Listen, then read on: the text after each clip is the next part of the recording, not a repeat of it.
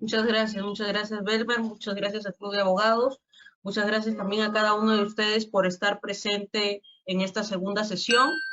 El día de ayer hablamos acerca de las aproximaciones sobre el derecho ambiental, los conceptos de ambiente, los principios ambientales como estructurantes de todo el sistema jurídico ambiental a nivel internacional, de la importancia del derecho ambiental internacional o derecho internacional ambiental, que es influyente en los sistemas jurídicos a nivel de Europa y Latinoamérica. En esta segunda clase buscaremos hablar acerca del derecho constitucional ambiental, ya sea de manera comparada, y cómo se ha podido enlazar el derecho internacional ambiental con el derecho constitucional ambiental, tanto en diferentes sistemas jurídicos europeos como en Latinoamérica. En Latinoamérica con características muy similares, algunos con visiones un tanto antropocéntricas, otras más ecocéntricas, y inicio con esta interrogante, ¿no? Si es necesario una constitución ecológica. Este término de constitución ecológica ha sido muy utilizado a nivel de la legislación colombiana, a nivel de la legislación ecuatoriana. De manera coincidente, parte de los puntos de la Asamblea Constituyente, en el caso chileno, estuvo también enfocado en establecer una serie de lineamientos que planteasen la necesidad de una constitución ecológica dentro de nuestro sistema constitucional y también planteado por el Tribunal Constitucional. Se dice que en el derecho peruano existe una especie de constitución ecológica. En lo personal, considero que la visión que tenemos a nivel constitucional del derecho humano a un ambiente sano y equilibrado todavía se centra en una visión, una perspectiva más antropocéntrica, donde los recursos naturales son vistos desde una óptica más utilitarista que de respeto y de coexistencia del equilibrio ecológico. Para llegar al derecho constitucional ambiental, es necesario comprender que el derecho ambiental internacional, con la Declaración de Estocolmo del 72, influyó, es cierto, en la normativa jurídica, y también el sistema interamericano de derechos humanos trató de alguna u otra forma de plantear algunas aproximaciones acerca del derecho a un ambiente sano y equilibrado. La Declaración Universal de Derechos Humanos, en el artículo 25, de manera muy sutil habla acerca del derecho a la salud y a la vida, y se dice, la jurisprudencia, la doctrina, afirma que el artículo 25 de la Declaración Universal de Derechos Humanos es de alguna manera algún tipo de aproximación o de referencia del ambiente como un derecho humano. El Pacto Internacional de Derechos Civiles y Políticos tampoco hace una explicación explícita sobre el derecho a un ambiente sano y equilibrado, sino que habla de la necesidad de proteger la identidad cultural. Del mismo modo, el Pacto Internacional de Derechos Económicos, Sociales y Culturales, en el artículo 12. La Convención Americana de Derechos Humanos y el Protocolo de San Salvador podría decir que son de las referencias más claras que tenemos sobre el ambiente como un derecho humano. Fíjense ustedes, desde el año 72 que se habló acerca de el entorno humano y de la necesidad de preservar la naturaleza. Han pasado 50 años y todavía no hay una conceptualización de manera explícita acerca del derecho a un ambiente sano y equilibrado a nivel del sistema interamericano de derechos humanos. No ha sido la Convención Americana de Derechos Humanos la que ha establecido que el ambiente que el derecho a un ambiente sano y equilibrado es un derecho humano, sino que más bien trata de enlazarlo con otro tipo de derechos. Como bien decíamos, este derecho humano de alguna manera se conecta con el derecho a la identidad cultural, el derecho a la vida, el derecho a la salud, el derecho al agua. Y el Protocolo de San Salvador, a nivel del derechos humanos, pero a nivel latinoamericano, busca a través del artículo 11 dar una referencia más exacta del ambiente como un derecho humano. De esta manera podemos decir que también el artículo 11, claro, del Protocolo de San Salvador, es la primera referencia convencional al medio ambiente como un derecho humano en las Américas. En cambio, la Convención Americana sobre Derechos Humanos no lo reconoce de manera específica, sino mediante una interpretación integral del artículo 26 que convoca al deber de los Estados partes de ese tratado de respetar los derechos económicos, sociales y culturales. Al nacer todos estos famosos derechos económicos, sociales y culturales, posteriormente se incorporará dentro del Sistema Interamericano de Derechos Humanos los famosos DESCA, los derechos económicos, sociales, culturales y ambientales, a partir de la interpretación del artículo 26 de la Convención Americana sobre Derechos Humanos. Cada uno de estos tratados que ustedes han podido apreciar, todos ellos han sido ratificados por nuestro país. Es decir, que en algún momento, agotada la jurisdicción interna, nosotros podemos acudir a la Comisión Interamericana y luego a la Corte Interamericana de Derechos Humanos para cuestionar las labores o el actuar del Estado en cuanto a la protección del ambiente como un derecho humano. El derecho constitucional ambiental en Europa y Latinoamérica. El desarrollo del contenido ambiental en las diferentes constituciones ha ido avanzando a la par del desarrollo del derecho internacional ambiental.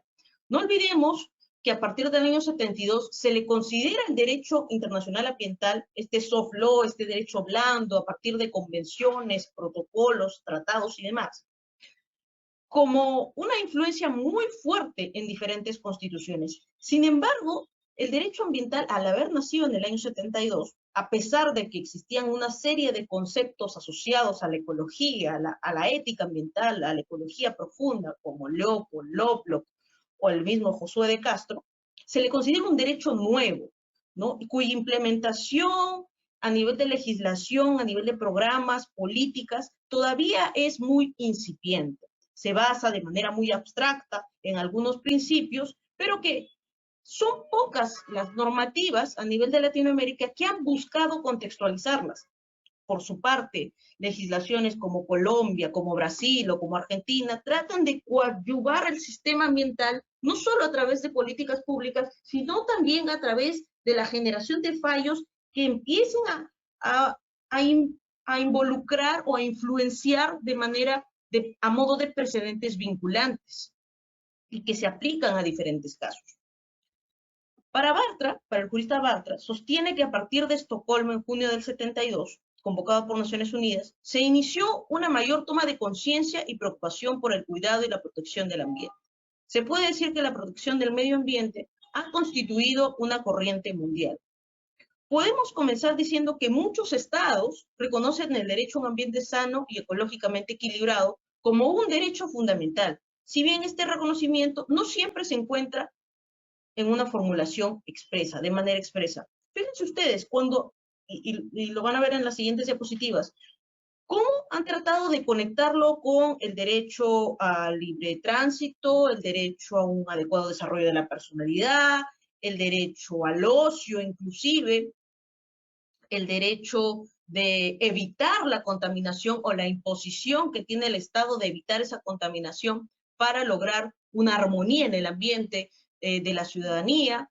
Entonces, hay diferentes constituciones, tanto a nivel europeo como de Latinoamérica, que han buscado conceptualizar el derecho a un ambiente sano y equilibrado relacionándolo con otros derechos, tal como se realiza a través de la interpretación del artículo 26 de la Convención Americana de Derechos Humanos, donde no se hace una referencia explícita, sino que busca conectarse como otros derechos. No podemos olvidar que el derecho a un ambiente sano, el derecho humano a un ambiente sano y equilibrado, termina siendo el eje para la realización y la concreción de otros derechos. Cuando hay una afectación o un menoscabo o una puesta en peligro o lesividad hacia el ambiente o sus componentes, este menoscabo o detrimento no solo va a afectar a la ruptura de ese ecosistema, sino que también va a repercutir y las consecuencias también serán para aquella población que se encuentre inmersa dentro de ese ecosistema.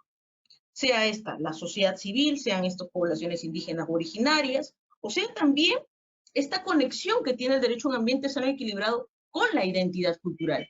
No olvidemos que no están separados, sino que también lo involucra y también lo conecta. En algunas ocasiones, este derecho viene de la mano conectado con algún otro derecho ya consagrado formalmente. Esto ocurre fundamentalmente en las constituciones que llevan mayor tiempo de promulgadas. Y a modo de ejemplo, he colocado 3 constituciones, la Constitución de Italia, de Suiza, de Portugal y me parece que también la Constitución de España. En la Constitución de Italia, de 1948, no recoge ningún artículo donde se haga referencia expresa al derecho a un ambiente sano. Sin embargo, este derecho ha sido reconocido por vía jurisprudencial al relacionarlo con los artículos 9, 32 y 41 de dicho texto constitucional. Y esto es lo que muchos realizan en las cortes constitucionales que tenemos a nivel de Latinoamérica. Entiéndanse Colombia, entiéndase Ecuador, nuestro mismo Tribunal Constitucional, trata de darle contenido, darles mayores especificaciones al derecho a un ambiente sano y equilibrado. ¿Qué significa el derecho a un ambiente sano? ¿Qué significa el derecho a un ambiente equilibrado? ¿En qué obligaciones tiene el Estado? ¿Hasta dónde es responsable el Estado? No solo de abstenerse, sino también de promover políticas que preserven el ambiente. ¿Hasta qué punto la sociedad civil también es responsable? Es decir, no solo es un derecho, sino que también es un deber, es una actuación de correspondencia. Este desarrollo, como bien lo señala en la Constitución italiana, se realiza por lo general vía jurisprudencial, para dar mayor contenido y mayor solidez a este derecho humano. Referidos respectivamente a la protección del patrimonio histórico y artístico de la nación, a la protección de la salud y a la iniciativa económica. En el caso italiano, se relaciona también con el tema cultural. No olvidemos que en gran mayoría los cuestionamientos están íntimamente relacionados a la vulneración, muchas veces de monumentos arqueológicos o de los usos y costumbres de una determinada población. Además de realizar el ambiente con el derecho a la salud, lo califica de paso como un derecho fundamental de la personalidad. Es el concepto que maneja, por ejemplo, la Constitución italiana. La Constitución Federal de la Confederación Suiza, en junio de 1971. Ojo, estas constituciones están antes de Estocolmo, del 72, y ya conceptuaban de alguna u otra forma el tema del derecho a un ambiente sano y equilibrado. En su artículo 24, la Constitución Federal de la Confederación Suiza legislará sobre la protección del hombre y de su ambiente natural contra las interferencias nocivas o molestas que se inflijan y combatirá en especial la contaminación del aire y el ruido. Otra de las características de algunas constituciones, en este caso, por ejemplo, la Suiza, es que coloca el término de contaminación de manera específica y también lo coloca como una obligación del Estado el evitar esta contaminación para poder preservar el ambiente natural y la adecuada armonía entre el hombre y la naturaleza. La Constitución de Portugal, para Fidalgo, manifiesta que en el caso de la Constitución de Portugal de 1976, en el artículo 9 se establece el deber del Estado de proteger los derechos fundamentales. De su redacción se desprende que es un requisito para la protección de la herencia cultural de los portugueses, la defensa de la naturaleza, el ambiente y la preservación de los recursos naturales. Aquí hay una determinada perspectiva referida a poder proteger la naturaleza como parte de esa herencia cultural. Es parte de la visión que maneja, por ejemplo, la Constitución de Portugal. El reconocimiento expreso a un ambiente saludable y ecológicamente equilibrado, así como el deber de protegerlo, viene recogido en el artículo 66 del texto constitucional. En este caso, dentro del capítulo referido a los derechos fundamentales económicos, sociales y culturales, lo que les decía acerca de cómo han ido evolucionando a nivel, por ejemplo, del Sistema Interamericano de Derechos Humanos, la necesidad de incorporar o de relacionar los derechos económicos, sociales, culturales y ambientales, es decir, que están íntimamente conectados. Así, por ejemplo, en esta Constitución de Portugal, de manera explícita en el artículo 66, plantea: todos tendrán derecho a un ambiente humano de vida salubre, ecológicamente equilibrado, y tienen el deber de defenderlo. La Constitución de España, de 1978, ya con una influencia de Estocolmo del 72, plantea de manera directa el derecho del ciudadano español a un ambiente sano, y que según el criterio de muchos autores, resulta uno de los textos jurídicos más logrados técnicamente en este aspecto, consignando en su artículo 45 tanto el derecho de disfrutar de un medio ambiente adecuado, así como el deber de conservarlo. Aquí se establece lo que es un derecho y lo que es un deber. No solamente hablamos del derecho a un ambiente sano y equilibrado, sino en qué medida ese derecho también corresponde un deber de la sociedad civil, de las empresas y del Estado para poder preservarlo, para poder conservarlo y evitar dañarlo. No olvidemos que uno de los principios que le señalaba el día de ayer era el principio de prevención, pero que el principio que aún es mucho más necesario y que constituye la esencia del derecho ambiental es el principio precautorio. Y aún todavía que aspira a ser algo más específico es el principio de indubio pro natura, que lo vienen incorporando en algunas legislaciones, como es el caso de Brasil, Colombia y Argentina. En Latinoamérica se dio lo que es denominado un efecto greening, un efecto de enverdecimiento de las constituciones de Latinoamérica. El autor Brañes señala una serie de características propias de las constituciones latinoamericanas en torno al desarrollo jurídico del derecho a un ambiente sano y equilibrado. Realiza todo un listado de las consideraciones que se han tomado en cuenta para poder plasmar los contenidos ambientales a partir de la influencia de la Declaración de Estocolmo del año 1972. Uno de ellos, por ejemplo, el desarrollo sostenible, el deber del Estado y de las personas de proteger el medio ambiente. El concepto de diversidad biológica, que si bien no se desarrolló en el año 72, cobra mayor fuerza en el año 92 con la Cumbre de Río, la Cumbre de la Tierra, donde uno de sus productos, los famosos productos de Río, es la Convención de Diversidad Biológica. La ordenación del territorio, que da lugar al famoso instrumento de gestión ambiental del ordenamiento territorial, que terminaría siendo, bien planteado, un instrumento de gestión ambiental que evitaría una serie de conflictos socioambientales. Los desastres naturales, es decir, la prevención de los desastres naturales, la necesidad de plantear políticas de prevención para la gestión de riesgos y de desastres naturales. La evaluación de impacto ambiental, un elemento indispensable para todos aquellos proyectos de inversión que necesiten realizarse. Toda actividad económica es necesario que prevea qué impactos va a realizar al momento de plasmarse, de concretizarse. El daño ambiental, uno de las instituciones jurídicas clave dentro del derecho ambiental, porque la idea, basándonos en el principio de prevención y en el principio precautorio, es que se eviten los daños ambientales. Y ahí donde no se puede evitar, se postule una compensación ambiental, una reparación ambiental o una restauración ambiental. La educación ambiental, no olvidemos que el derecho ambiental, a ser transversal, permite colocar o plantear la necesidad de políticas a nivel sectorial, ¿no? Y uno de ellos es la política, por ejemplo, las políticas públicas a nivel de educación ambiental. Si ustedes revisan, por ejemplo, el currículo nacional, podrán ver que uno de los ítems es el tema de educación ambiental.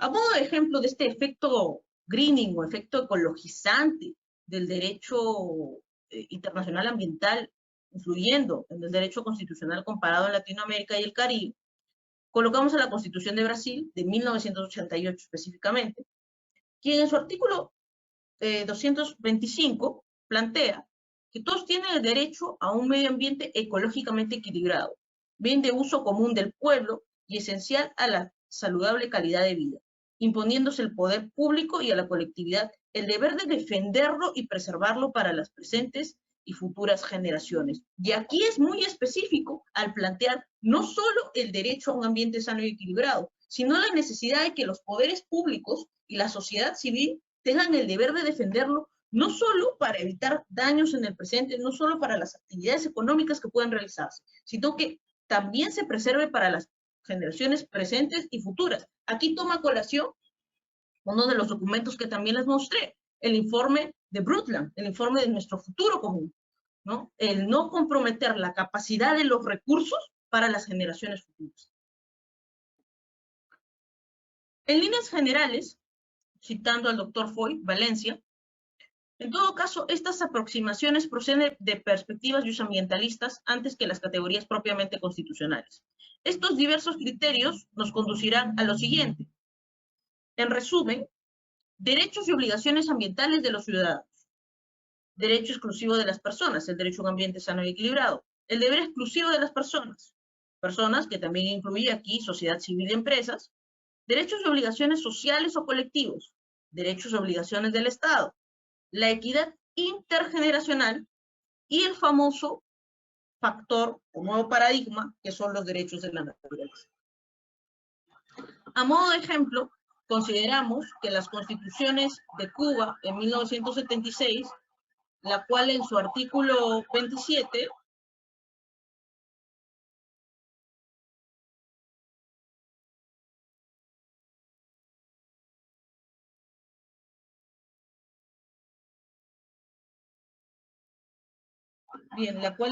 27 plantea el deber del Estado de proteger el medio ambiente, así como la responsabilidad del ciudadano de velar y proteger el suelo, la flora y la fauna. Por otro lado, también ya lo hemos señalado, el artículo 225 de la Constitución de Brasil. Todos estos aspectos que ha colocado el doctor Foy Valencia, que son criterios, son algunas de las conclusiones que podemos deducir que tienen la mayoría de sistemas jurídicos ambientales latinoamericanos, específicamente las constituciones de Latinoamérica. Tienen notas esenciales, planteaba Brañez, estas notas esenciales, que se han plasmado en este tipo de categorías, ¿no?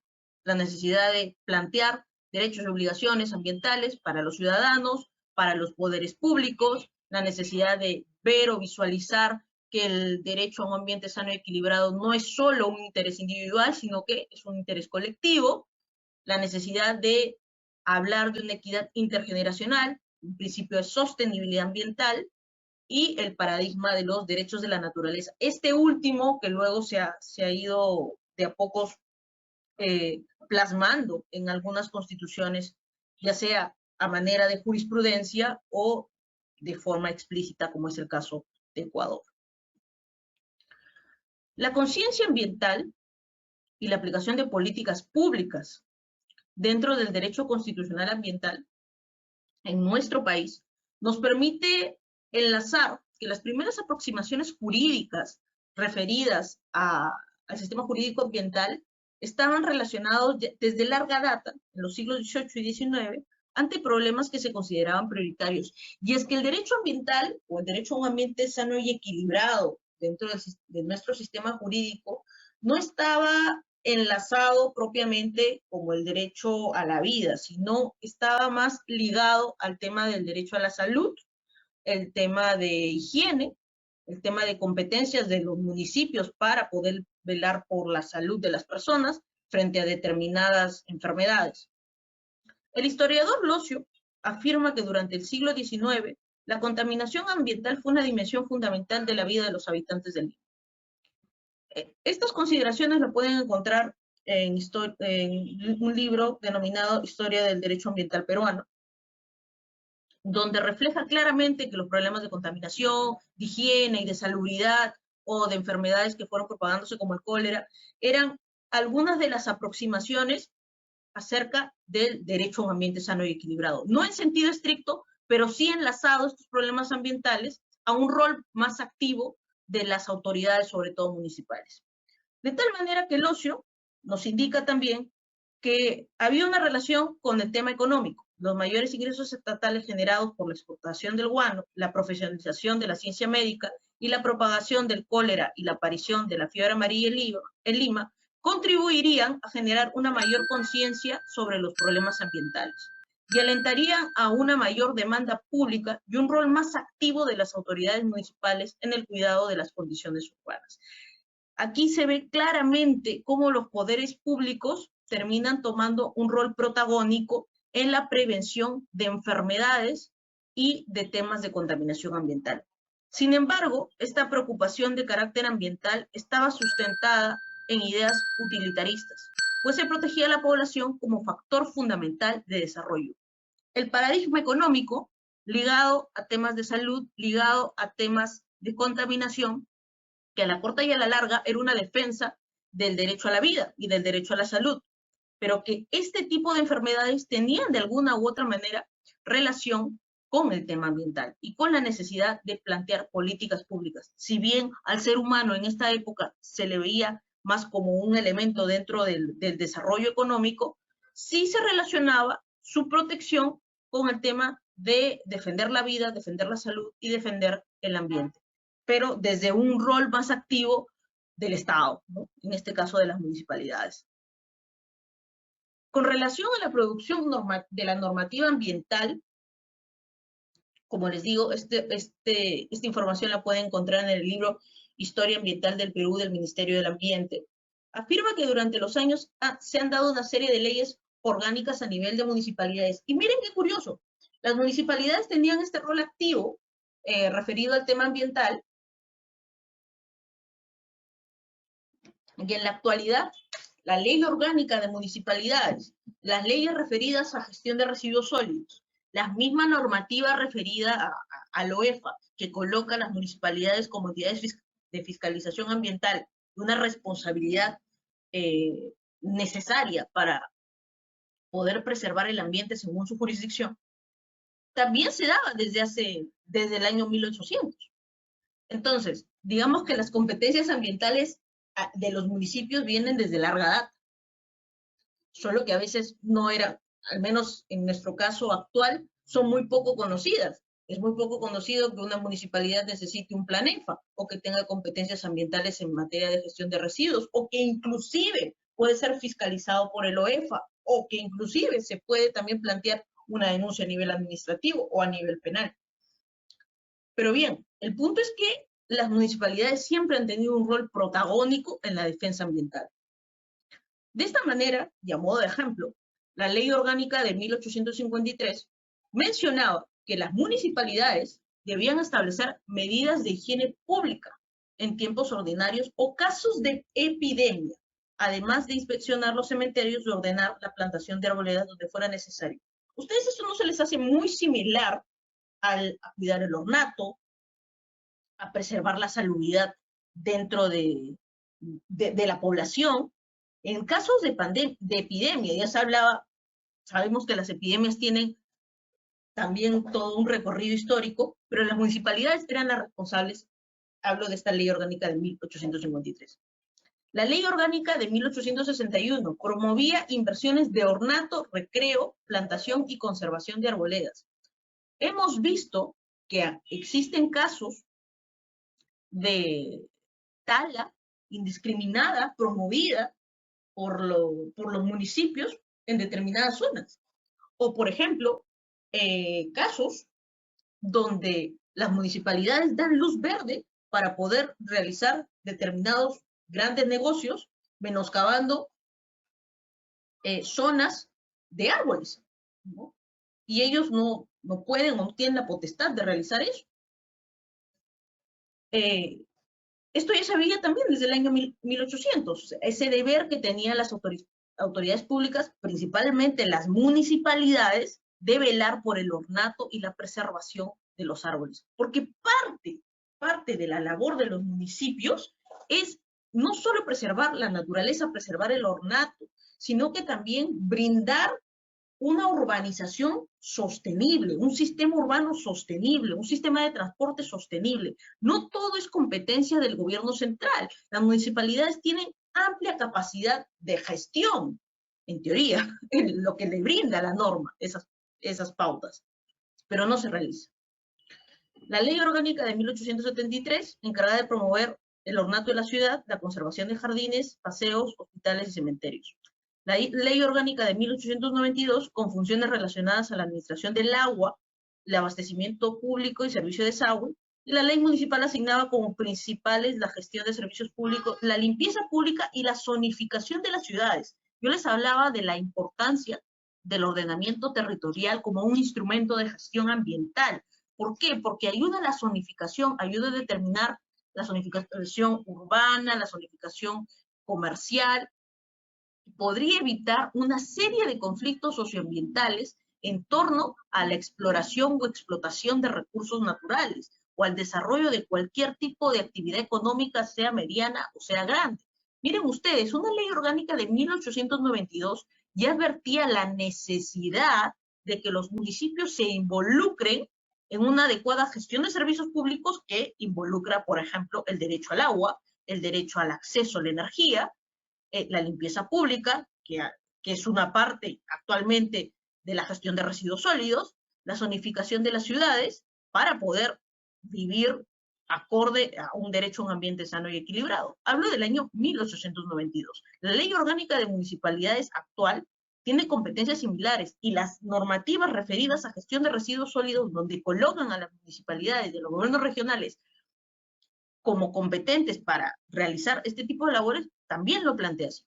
Entonces, las municipalidades siempre han tenido un rol protagónico y necesario en el derecho a un ambiente sano y equilibrado y en velar por la calidad de vida de la ciudadanía y la preservación de la ciudad. Con respecto a la normativa legal, en su mayoría es dentro del gobierno del general Juan Velasco Alvarado, donde se dispone de tratar la temática ambiental, pero con una óptica evidentemente nacionalista, estatista y poco ecológica. La visión que tiene el sistema jurídico planteado por Velasco Alvarado y que también se plasmaría en la Constitución del 79, es un paradigma asociado al tema del agro, al tema del campesinado, al tema de aguas, que busca plantear un nuevo paradigma económico. Es decir, el tema ambiental no visto desde un sentido estricto, sino más bien sobre la ruptura del sistema económico.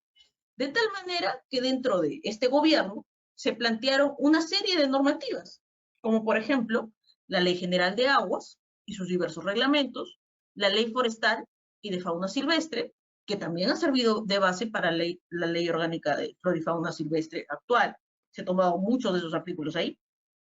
La Ley de Comunidades Nativas y de Desarrollo Agrario de las Regiones de la Selva y Ceja de Selva, el Reglamento de la Clasificación de Tierras. Cada una de las leyes y reglamentos tenían como corolario propugnar el control de los recursos naturales por parte del Estado de forma absoluta. Tal es así que la visión de la Constitución del 79 consigna lo referido a la temática ambiental desde una visión netamente económica y no ecológica. Y esto es verdad, porque parte de los recursos naturales que postula la Constitución del 79 habla de esta gestión por parte del Estado y no esta concesión, esta figura de la concesión que sí lo regula la Constitución de 1993. Es un paradigma más económico que ecológico. De esta manera, nosotros podríamos decir, a modo de cuadro, adelantándonos un poco a la Constitución del 93, que la Conferencia de Estocolmo pudo influenciar, o mejor dicho, en el ámbito nacional se daba en el año 69 la Ley General de Aguas y en el ámbito internacional, en el año 72, la Conferencia de Estocolmo. Al mismo tiempo, en el año 79 teníamos una nueva Constitución. En el año 1992 teníamos la Cumbre Mundial de Río de Janeiro y los productos de Río, de la Cumbre de la Tierra, en el ámbito internacional, y a la par se daba la Constitución de 1993. Y con ello, la Convención de Diversidad Biológica, nosotros asumimos esa convención, los reglamentos en minería e hidrocarburos, y se genera una de las instituciones que terminaría siendo el antecedente del Ministerio del Ambiente y que en ocasiones juristas, estudiosos a nivel nacional y juristas también, plantean la necesidad de quizás regresar al CONAM, este Consejo Nacional del Ambiente, que fue el antecedente del Ministerio del Ambiente y que funcionaba como una secretaría que gestionaba a nivel de PCM las políticas públicas en todos los ministerios de manera intersectorial, ¿no? En 1997 se daba el protocolo de Kioto a nivel internacional y con ello, en nuestro caso, se promulgaba la Ley Orgánica de Aprovechamiento Sostenible de Recursos Naturales, la Ley de Áreas Naturales Protegidas, la Ley de Diversidad Biológica, el Reglamento de Estándares de Calidad Ambiental, los límites máximos permisibles, reglamentos de exploración minera. En el 2002 la Cumbre Mundial de Johannesburgo, y con ello, en nuestro caso, la Ley General de Residuos Sólidos, que ya ha sido modificada, la Ley de EIA, de Estudio de Impacto Ambiental, que también ha sido modificada, los reglamentos de áreas naturales protegidas, la Ley General del Ambiente, que muy pocas veces ha sido modificada. En realidad, se mantiene en su gran mayoría lo que ahora rige, y la creación en el 2008 de estos organismos como el MINAM, el OEFA, y las modificaciones al Código Penal. Copenhague, que es una de las COPs, se da en el 2009, y en el 2009 en nuestro país la Política Nacional Ambiental, que termina marcando la pauta de qué es lo que quiere el sistema de gestión ambiental en nuestro país. Esto es un resumen de las influencias del derecho internacional en la Constitución del 79 y del 93. Pero, ¿qué es lo que nos dice la Constitución del 79? En lo referido a lo relacionado a los recursos naturales, el régimen agrario y las comunidades campesinas estaban regulados en el título tercero referido al tema económico. En el caso peruano, y es interesante lo que postula la Constitución del 79 en este artículo, se plantea el reconocimiento del derecho al ambiente como fundamental y se encuentra ubicado en la sección del régimen económico. Englobaba las características ecológica y saludable. Su cuidado era esencial para el adecuado desarrollo de la vida, añadiendo la preservación del paisaje y la naturaleza como deberes indispensables para ser conservado. Esto último me parece muy importante de la Constitución del 79, porque digamos que en comparación del 93 es mucho más estricto, ¿no? Insta de forma expresa al Estado a aplicar el principio de prevención y a controlar la contaminación. Es decir, desde la Constitución del 79 se plantea al Estado como un deber la prevención en el tema ambiental y controlar la contaminación, que también es una especie de conexión con el principio precautorio. Fue bajo su vigencia cuando se adoptaron las primeras normas legales que abordaron la agenda ambiental. Toda la normativa que ustedes han podido ver relacionada con la ley del agro, el general de aguas, referido al tema del campesinado, pero este artículo, el 123 en la Constitución del 79, es muy claro en plantearlo como el derecho, ¿sí?, de preservar nuestro ambiente para el desarrollo de la vida, preservar también el paisaje y la naturaleza, pero también plantea la obligación del Estado de aplicar el principio de prevención y de controlar la contaminación, es decir, de aplicar un principio precautorio, entonces, constitucionalmente. Ese es uno de los aportes, desde mi óptica, de la Constitución del 79, que es muy enérgica en comparación de la Constitución del 93. Ya lo van a visualizar ustedes. Por otra parte, advertimos diversos dispositivos de relevancia e implicancia en el caso del derecho a la salud integral y su dimensión comunitaria, las referencias al suelo urbano, en el artículo 18, a los recursos naturales, donde se establece el dominio absoluto del Estado, o sea, el régimen de los recursos naturales bajo un dominio absoluto del Estado y su gestión de los mismos, como la descripción y clasificación de cada uno de ellos, la protección de la Amazonía, que también lo tiene la Constitución del 93, el